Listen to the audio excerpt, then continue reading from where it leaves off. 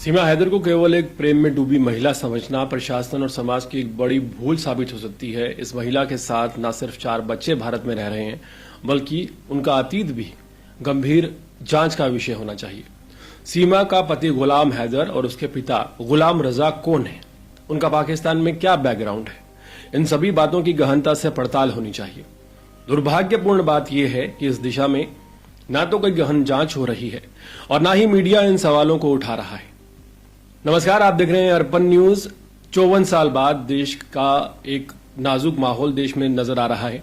जंग का माहौल है। देश के प्रधानमंत्री पीएम मोदी, गृह मंत्री और रक्षा मंत्री सुरक्षा व्यवस्था पर लगातार नजर बनाए हुए हैं। ऐसे में बीइंग अ मीडिया वेंचर हमारी ये जिम्मेदारी बनती है कि अहम मुद्दों को गंभीरता से उठाया जाए।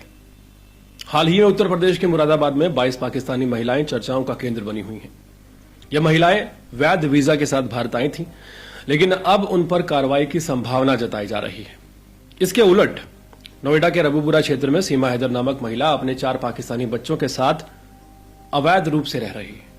बावजूद इसके यहां कोई स्पष्ट कार्रवाई या सार्वजनिक बयान देखने को नहीं मिलता। ऐसे में कानून की समानता पर सवाल उठते हैं कि क्या भारत में कानून सभी के लिए एक समान है।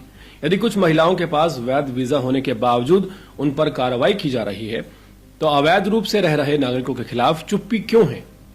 सीमा हैदर के पास ऐसा कौन सा राजनीतिक और सामाजिक प्रभाव है जो उसे सीधे सीधे लाभ दे रहा है? सीमा हैदर का मामला मीडिया और सामाजिक मंचों पर पहले भी सुर्खियों में रहा है। यह मामला संवेदनशील इसलिए भी है क्योंकि इसमें प्यार और सीमा पार का संबंध और इसकी भावना जुड़ी हुई है। मुरादाबाद की महिलाएं अपेक्षाकृत गुमनाम रहीं।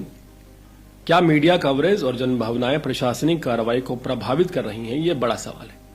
4 पाकिस्तानी बच्चों के भारत में अवैध रूप से बसने की संभावना दीर्घकालिक सुरक्षा चिंता का विषय हो सकती है।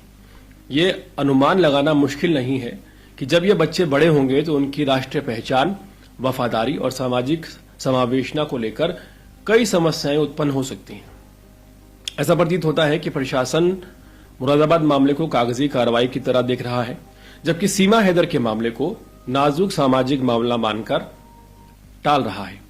यदि यही रवैया जारी रहा तो आने वाले समय में अवैध प्रवास को बड़े लेवल पर देश में प्रोत्साहन मिल सकता है। इस बात में कोई दो राय नहीं। मुरादाबाद यूपी में पुलिस ने उन पाकिस्तानी नागरिकों की जांच शुरू कर दी है जो लॉन्ग टर्म वीजा यानी कि एलटीवी पर इंडिया में रह रहे हैं। अभी तक पुलिस को ऐसी 22 पाकिस्तानी महिलाएं मिली हैं जिन्होंने यहां आकर शादी की और अब सालों से यहां सेटल्ड हैं। इनमें से कई के तो बच्चे भी बड़े हो चुके हैं और उनकी शादियां हो चुकी हैं। टोटल मिलाकर इन 22 महिलाओं के 95 बच्चे हैं। कुछ बच्चे अभी भी पाकिस्तान में अपने रिश्तेदारों से कांटेक्ट में हैं। संभावना जताई जा रही है। इसी वजह से पुलवामा में हुए हालिया आतंकी हमले के बाद इंटेलिजेंस और लोकल पुलिस अलर्ट पर है और बाहर से आकर बसे लोगों पर कड़ी निगरानी रखी जा रही है। इन 22 महिलाओं के अलावा 2 रेफर्ड केस हैं, यानी कि कुल मिलाकर 24 महिलाएं पुलिस के रडार पर हैं। रिपोर्ट्स के मुताबिक सभी महिलाओं के आधार कार्ड बन चुके हैं और सरकार से मिलने वाला राशन भी इन्हें मुहैया कराया जा रहा है, लेकिन अब तक इन्हें भारतीय नागरिकता नहीं मिली है। ये सभी अभी भी सिर्फ एलटीवी पर रहे। पुलिस ये भी चेक कर रही है कि कहीं कोई ऐसा शख्स तो नहीं जिसका वीजा एक्सपायर हो चुका हो और वो यहां पर रह रहा हो, लेकिन अभी तक का ऐसा कोई केस उत्तर प्रदेश से सामने नहीं आया है। मुरादाबाद के एसपी सिटी कुमार रणविजय ने मीडिया को बताया कि हमारे पास 22 लोगों के जो एलटीवी पर हैं और 2 रेफर्ड केस हैं। टोटल मिलाकर 24 मामले। सारे रूल्स के हिसाब से जांच चल रही है और सब पर निगरानी रखी जा रही है। पाकिस्तान से इन लोगों के बैकग्राउंड या लिंक्स को लेकर अभी भी कुछ क्लियर नहीं है, लेकिन इंटेलिजेंस टीम लगातार वेरिफिकेशन में कार्यरत है। वहीं सीमा हैदर का मामला केवल एक प्रेम प्रसंग नहीं है, बल्कि भारत की राष्ट्रीय सुरक्षा, कानून व्यवस्था और प्रशासनिक सतर्कता पर एक गंभीर सवाल बनकर उभरा है। सबसे चौंकाने वाली बात यह है कि 22 पाकिस्तानी महिलाएं मुरादाबाद में वीजा होने के बावजूद चर्चाओं और संभावित कार्रवाई की जद में हैं, जबकि सीमा हैदर और उसके 4 पाकिस्तानी मूल के बच्चे जो पूरी तरह से अवैध रूप से भारत में रह रहे हैं, उन पर कोई स्पष्ट कार्रवाई नहीं होती हुई नजर आ रही।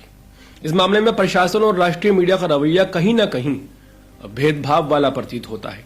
जहां एक और वीजा धारकों पर कड़ी नजर रखी जा रही है, वहीं दूसरी ओर अवैध रूप से भारत में प्रवेश करने वाली सीमा हैदर और उसके परिवार को न सिर्फ सहानुभूति मिल रही है, बल्कि उनका महिमा मंडन भी किया जा रहा है।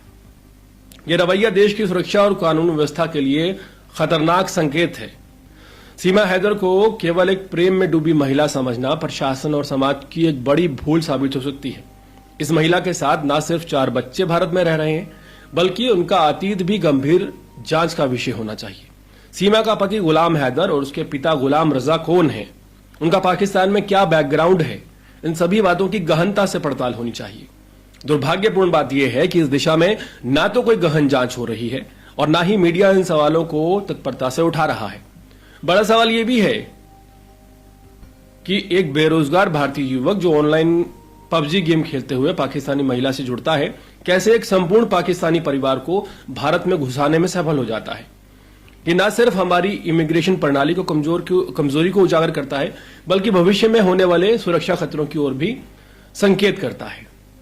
4 पाकिस्तानी बच्चे जो भारत में पल बढ़ रहे हैं, क्या वो आने वाले समय में पाकिस्तान को भूल जाएंगे? क्या उनकी वैचारिक निष्ठा भारत के प्रति बनेगी? क्या उन्हें भारतीय संविधान, संस्कृति और मूल्यों से जोड़ा जा सकेगा? यह प्रश्न आज हल नहीं किया गया तो कल भारी कीमत चुकानी पड़ सकती है।